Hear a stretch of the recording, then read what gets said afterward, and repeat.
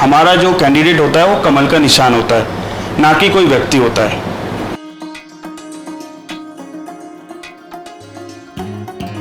नमस्ते, मैं विक्रम गोस्वामी। भारत एक खोज के आज के इस अंक में आप सभी का स्वागत है।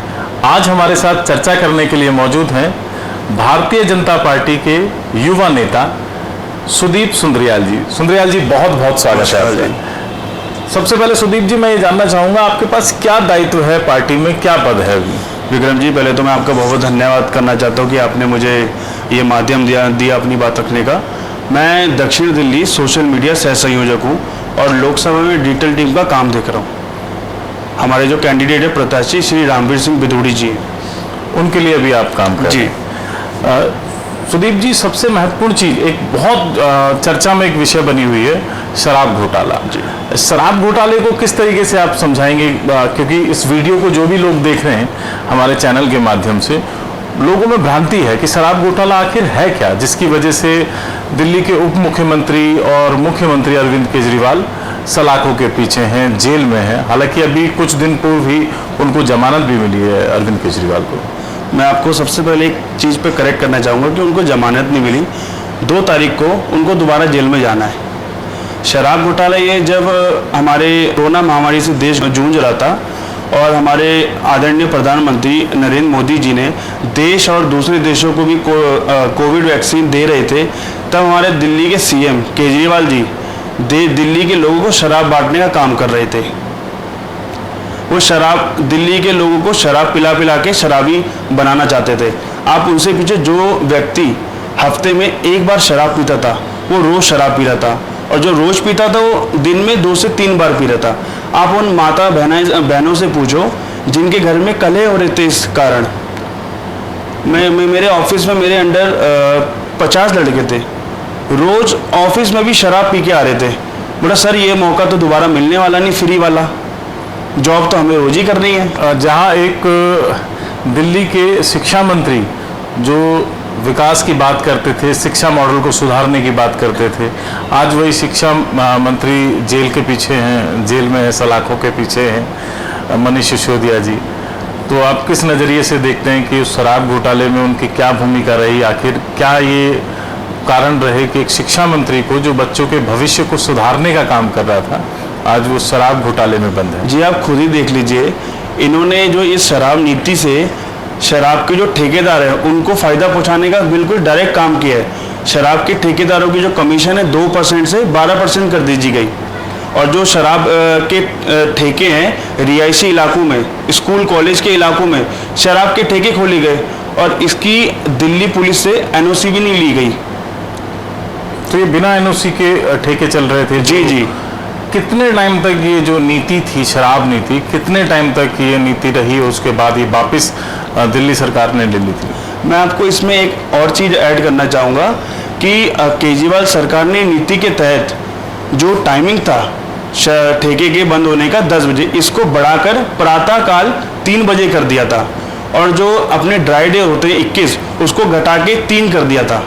तो आप बताइए, केजरीवाल जी क्या दिल्ली की जनता को शराबी बनाना चाहते थे? क्या कुछ ठेकेदार को खुश करने के लिए और उनके पास पैसे पहुंचाने के लिए क्या दिल्ली की जनता को शराब के दलदल में डालना चाहते हैं? शराब नीति से या शराब से रेवेन्यू जनरेट होता है दिल्ली को चलाने के लिए, तो ये तो बोलते हैं कि इनको बहुत प्रॉफिट हुआ है, दिल्ली गवर्नमेंट को बहुत प्रॉफिट हुआ है, और वहीं भारतीय जनता पार्टी का कहना है कि इस नीति से जो रेवेन्यू पहले जनरेट होता था उससे कम हुआ है। क्या आपको बता, डिफरेंसेस क्या है? केजरीवाल जी बोल रहे थे कि ये जो शराब नीति है इससे दिल्ली सरकार को 10,000 करोड़ की आय होगी, मगर ये उल्टा ही पड़ा, इससे दिल्ली सरकार को 3,000 करोड़ का नुकसान हुआ। तो आप ये बताइए, ये नीति कारगर साबित हुई या फ्लॉप हो गई? एक और विषय है, लोगों में भ्रांति है, उसको लेकर लोग समझ नहीं पा रहे हैं कि इलेक्टोरल बॉन्ड है क्या, और कैसे विपक्ष भाजपा पे हमलावर है और भाजपा विपक्ष पर हमलावर है इलेक्टोरल बॉन्ड को लेकर। तो आप क्या समझते हैं, दर्शकों को क्या समझाएंगे, इलेक्टोरल बॉन्ड है क्या? जी, इलेक्टोरल बॉन्ड जो है भारतीय राजनीति में इसीलिए लाया गया है कि काले धन का समाप्त हो। ये 2017 में लाया गया था और इसको कानूनी रूप से जनवरी 2018 में लागू किया गया है।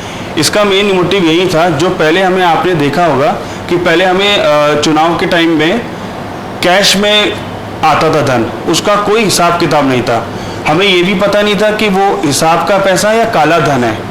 और अभी जो हमने जो नीति लाए थे इलेक्टोरल बॉन्ड के थ्रू, इसमें हमें किस कंपनी ने किस राजनीतिक पार्टी को कितना धन दिया है और कितना कैश दिया है, चंदा दिया है, वो हमें पूरा साफ साफ पता चलता है। बैलेंस शीट में बिल्कुल रिफ्लेक्ट होता है। आप बताइए, ये तो पब्लिक करना हुआ ना कि जैसे कांग्रेस पिछले टाइम से कर रहे थे, गुप्त तरीके से रख रहे थे।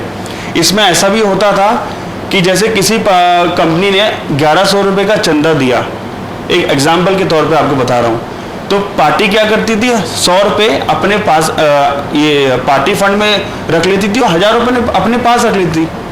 तो बीजेपी का मोटिव तो यही था कि काले धन की रोक लगे, इलेक्शन के टाइम पे काला धन सर्कुलेट ना हो। मतलब कि पारदर्शिता के लिए इलेक्टोरल बॉन्ड लाया गया कि जिससे कि पारदर्शिता रहे कि कहां से किस कंपनी से बिल्कुल कितना धन एकत्रित हुआ और उसको ट्रांसपेरेंटली किसी को बताया और दिखाया जा सके। बिल्कुल। अगर मैं बात करता हूं आप ही के क्षेत्र दक्षिणी दिल्ली की, दक्षिणी दिल्ली से जो इस बार के प्रत्याशी हैं लोकसभा के, रामवीर सिंह बिधूड़ी, उनके लिए आप लोग क्या तैयारी कर रहे हैं अभी चुनाव में, किस तरीके की तैयारियां हैं? जी, इस बार हमारा लक्ष्य है 400 पार, और ये लक्ष्य 400 पार होके रहेगा।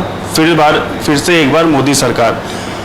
रामवीर सिंह बिधूड़ी जी का जो क्षेत्र पड़ता है, बदरपुर पड़ता है, और उनको वहाँ पे विकास पुरुष का टाइटल दिया गया है।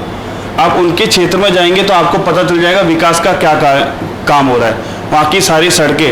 और आपने एक नोटिस करा, उनके उसमें नेतृत्व में द्वारका एक्सप्रेसवे हाईवे बना है, ना कि आम आदमी पार्टी की तरह सड़कें टूट रखी है, कोई व्यवस्था नहीं है, पानी भर रखा है। वो कहते थे कि हम दिल्ली की सड़कों को सिंगापुर बनाएंगे।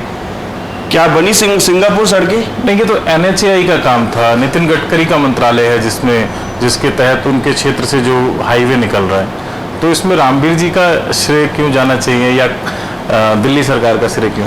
जी, मगर ये मुद्दा रामवीर जी ने नितिन गडकरी जी के सामने रखा था कि आप हमें प्रॉब्लम होती है, यहाँ के लोगों को जो द्वारका की तरफ को जा रहे हैं उनको प्रॉब्लम होती है। तो उन्होंने फिर सोल्यूशन में उन्होंने इस रिगार्डिंग बात करी थी। जी, तो ये रोड NHAI का है या PWD का है? ये NHAI का रोड है। जी। एक महत्वपूर्ण बात जो समझ में नहीं आती, जो यहाँ से 2 बार के सांसद थे रमेश बिधूड़ी जी, इस बार उनका टिकट काटकर नए चेहरे रामवीर सिंह बिधूड़ी, हालांकि नया चेहरा नहीं है, रामवीर जी LOP हैं और अभी विधानसभा चुनाव लड़कर LOP बने। तो रमेश जी की टिकट काटकर रामवीर जी को टिकट दी, उस पर आपका क्या मत है? देखिए, रमेश जी 2 बार के सांसद रहे हैं और उनका काफ़ी राजनीतिक एक्सपीरियंस है, और रामवीर जी बिधूड़ी जी का भी रहा है। बाकी हम यही मानते हैं, जो पार्टी जोर से जो आदेश आते हैं हमें उन्हें फॉलो करना पड़ता है। और कैंडिडेट कोई भी हो, हमारा जो कैंडिडेट होता है वो कमल का निशान होता है, ना कि कोई व्यक्ति होता है। तो आप संघ से जुड़े रहे या सीधा अपने राजनीतिक में? मैं प्रोडक्शन मैनेजर था ऑप्थेल्मिक लाइन में। बीच में मुझे थोड़ी हेल्थ प्रॉब्लम हो गई थी, तो उस कारण मुझे थोड़ा घर पे मुझे रहना पड़ा।